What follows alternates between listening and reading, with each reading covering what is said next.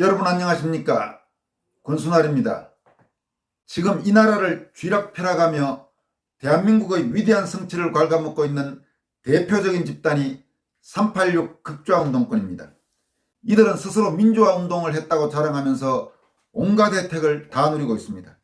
그러나 그 시대를 경험하면서 당시 학원가의 실태를 잘 아는 사람이라면 그 운동권 세력이 추구한 것이 절대로 대한민국의 평범한 많은 국민들이 희구하는 자유민주주의를 위한 운동이 아니라는 것을 다 알고 있습니다. 그들은 김일성 왕조를 추종하는 주사파 세력들이거나 그렇지 않으면 레닌, 스탈린, 모택동 같은 공산주의, 아주 폭력적 공산주의자를 추종하는 그런 세력들이었습니다.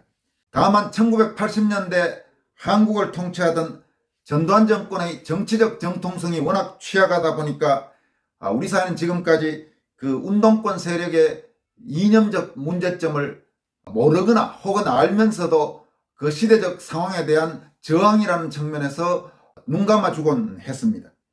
386 극좌 운동권과 관련해 또 하나 간과할 수 없는 사실은 그 시절 운동권 내부에서는 소위 혁명을 위해서라는 명분으로 여학생들의 성적 피해가 적지 않았다는 사실입니다.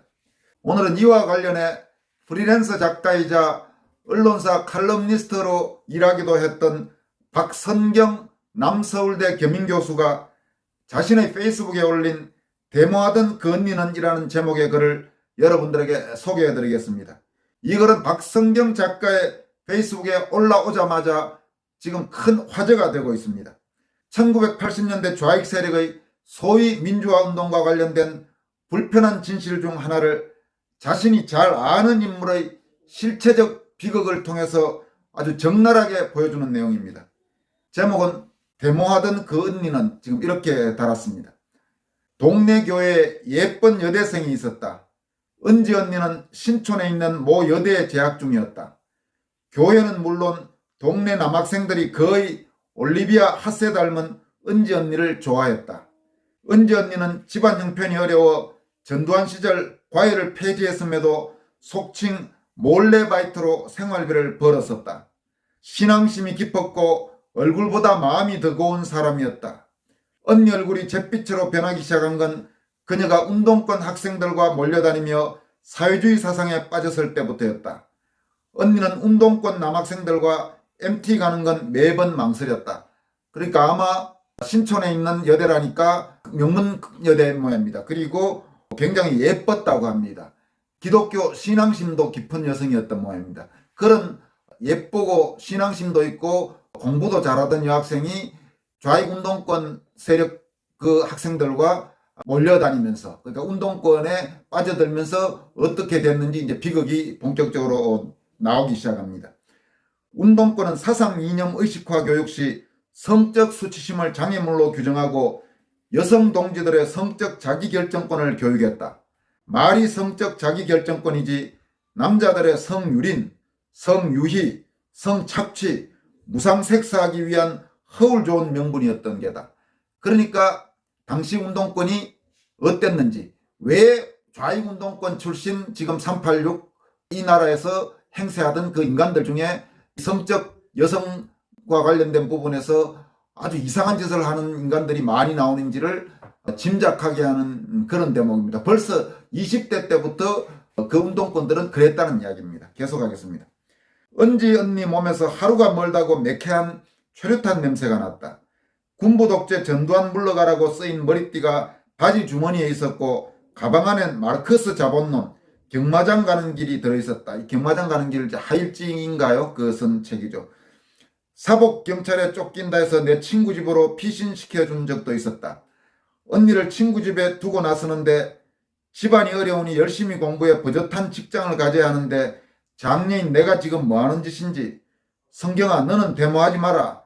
혼잣말을 탄식하듯 내뱉었다. 그렇게 열심히 데모하던 언니가 어느 날 학교를 그만두었다. 교회에도 나오지 않았다. 은지 언니 친구 얘기론 임신해서 그만두었다는 것이다. 임신했다는 얘기를 들은 지 석 달이 됐어야 교회에 나온 언니를 보게 되었다. 얼굴은 반쪽이었고 배는 홀쭉했다. 임신한 게 아니었네. 언니는 교회에 나온 지 서너 달 만에 다시 사라졌다. 노동 현장에 위장 취업했다는 소식과 함께 이번에도 임신했다는 소식이 들렸다. 이후 언니를 보지 못했다. 한참 뒤에 들은 소문은 또 임신이었다. 얼굴도 배부른 걸 본 적도 없이 임신 소식만 3번 들었다. 신앙심이 깊었던 언니는 얼마나 괴로웠을까? 언니는 회개했을까? 기독교에서 집단 혼수, 간음, 낙태가 죄인 줄 알았을 텐데 공산주의 질서에서 성적 타락이나 혼란, 순결 따위는 개인적 가치에서 고려되지 않는다. 성은 여성의 몸뚱이는 공평하게 분배하고 나누어야 할 영역일 뿐이다. 1년 후였을까? 은지 언니가 결혼한다고 연락이 왔다. 같은 교회, 동네 교회 아닌 같은 교회 다니는 성가대 운동권 선배랑 결혼했다. 결혼식장에서 본 언니 얼굴은 예전의 올리비아 하스를 닮은 그 모습이 아니었다.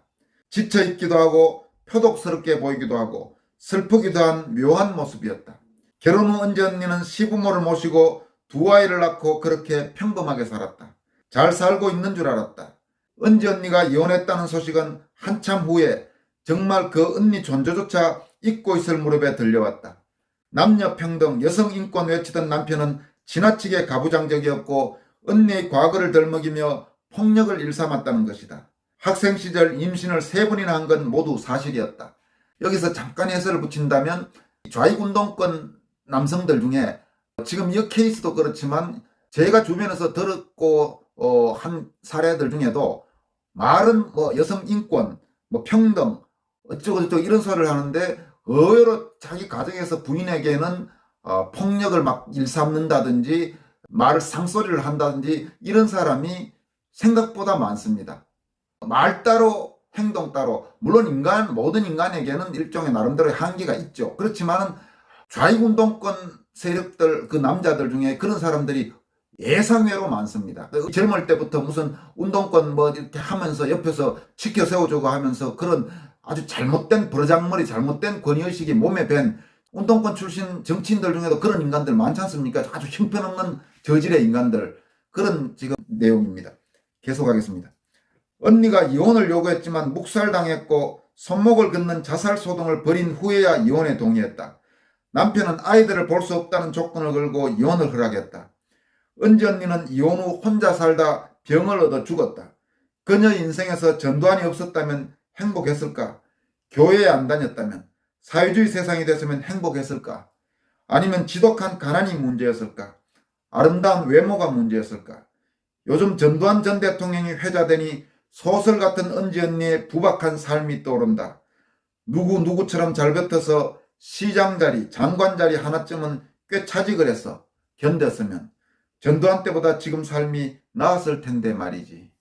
이상은 박선경 작가, 현재 남서울대 겸임교수로 있는 박선경 작가의 데모하던 그 언니는 이라는 제목의 글입니다.